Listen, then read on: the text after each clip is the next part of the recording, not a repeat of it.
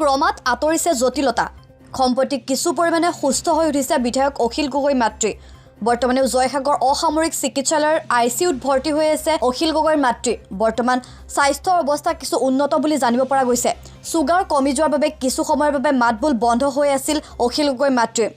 জনাই গৈছে এই মুহূৰ্তৰ সবিশেষ খবৰ সম্প্ৰতি কিছু পৰিমাণে সুস্থ হৈ উঠিছে বিধায়ক অখিল গগৈ মাতৃ প্ৰিয়দা গগৈ শিৱসাগৰ অসামৰিক চিকিৎসালয়ৰ আইচিইউত ভৰ্তি প্ৰিয়দা গগৈ মধুমেহ ৰোগত আক্ৰান্ত প্ৰিয়দা গগৈৰ সুগাৰ কমি যোৱাৰ বাবে কিছু সময়ৰ বাবে মাত বন্ধ হৈ আছিল শিৱসাগৰ অসামৰিক চিকিৎসালয়ৰ পৰা যোৰহাট চিকিৎসা মহাবিদ্যালয়লৈ স্থানান্তৰিত কৰাৰ সম্ভাৱনা আছিল যদিও সম্প্ৰতি কিছু পৰিমাণে সুস্থ হৈ উঠিছে অখিল গগৈ মাতৃ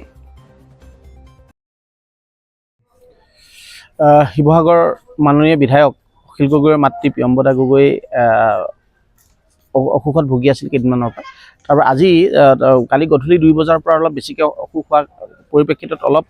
চুগাৰটো বিশেষ ক্ষেত্ৰত তেখেতসকলৰ অলপ কমি যোৱাৰ কাৰণে আচলতে এই অসামৰিক চিকিৎসালয় চিকিৎসাধীন হৈছে আৰু বৰ্তমান অকণমান ষ্টেবল যদিও তেখেত আইচিইউত বৰ্তমান এডমিট কৰি থোৱা হৈছে আৰু ইয়াৰ ডক্টৰে উচ্চ চিকিৎসাৰ কাৰণে এতিয়া যোৰহাটলৈ তেখেতক যোৰহাট চিকিৎসালয়লৈ তেখেতক প্ৰেৰণ কৰিব ইতিমধ্যে পৰিয়ালৰ সকলো আহি আছে ইয়াত সমবেত হৈছে সকলো আৰু তেখেতৰ আমি সুস্বাস্থ্য কামনা কৰিছোঁ সোনকালে যে তেখেত যে আৰোগ্য হয় তাক আমি কামনা কৰিছোঁ